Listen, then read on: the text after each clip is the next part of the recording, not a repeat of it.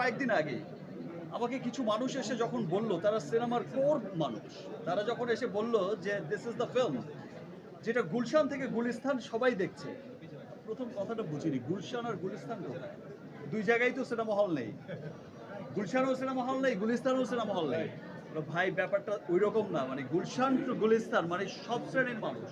সেটা যেমন upper class যেটা বলছে তারা, গুলশান মিন্স আপার ক্লাস বোঝাতে চেয়েছে, আর গুলিস্তান মিন্স একটু সাধারণ মানুষকে বোঝাতে চেয়েছে, আমাদের মতো নর্মাল পিপলকে।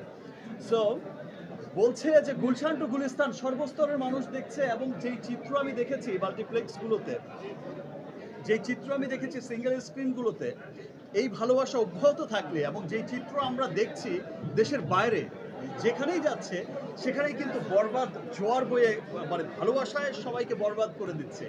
এই ভালোবাসা অব্যাহত থাকলে দেশ বিদেশের বাঙালিদের মধ্যে, বাংলাদেশিদের মধ্যে ইনশাল্লাহ আমরা এই 100 কোটির ক্লাব কোনো একদিন আমরা বলবো যে ভাই 1000 কোটিতে তো পৌঁছে গেছে ইনশাল্লাহ।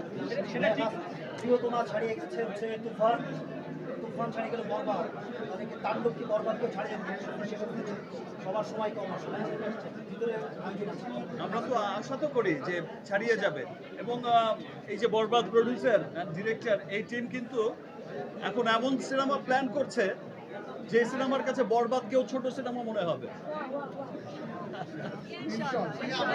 ইনশাআল্লাহ। আপনার যারা ফ্যান আছে তাদেরকে দেখেছি উন্মাদের মতো এবার অন্যান্য ছবির পাশাপাশি বরবাদ যেমন দেখেছে অন্যান্য সিনেমাও দেখেছে। এই যে বাংলা সিনেমার জোয়ার এবার চললো, সেইটাকে এসে সাকিব খান বাংলা ইন্ডাস্ট্রি যদি বলি শীর্ষ নায়ক, সেই জায়গায় কেমন দেখে? সিনেমার একটা ফ্লো ছিল এবার ঈদে। লোক, আমি কত নাম্বার নায়ক আমি সেই বিচার কখনো করিনি। আমার জীবনের শুরু থেকে আজ পর্যন্ত আমি কখনো নাম্বার নিয়ে চিন্তিত না। আমি কাজ করে যাই আমার দেশের মানুষের জন্য, আমি কাজ করে যাই যারা আমাকে ভালোবাসে, মন থেকে ভালোবাসে, যারা আমার সব সময় আমার সুখে দুঃখে আমার পাশে সব সময় থাকে। ভালোবেসে একটা শ্রেণীকে তো মানুষ সাকিবিয়ান বলে ডাকে। I love Shakibians. Thank you. I love you too. I love you too. I love you too. আপু এটা আমাদের না? ইনশাআল্লাহ। আপনার কথা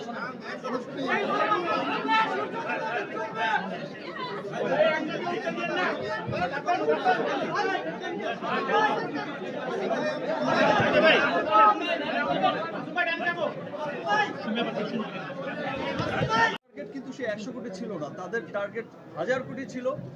এখন দেখা যায় যে আমাদের পার্শ্ববর্তী দেশের সিনেমা, বড় সিনেমাগুলো 1000 কোটি ক্লাবে না পৌঁছলে তারা সুপারহিট ডিক্লারই করে না, ভাই একদম শেষ কথা। তাদের টার্গেটই। সো আমাদের শুরু হয়েছে, দেন আমাদের দেশের মানুষ, আমাদের দেশের সর্বস্তরের মানুষ। এবার আমি আমার দেশের সর্বস্তরের মানুষকে ধন্যবাদ জানাবো আবারও, বিকজ এবার আমি যখন শুটিং করছিলাম, আমি যখন শুটিং করছিলাম এই কিছুদিন আগেই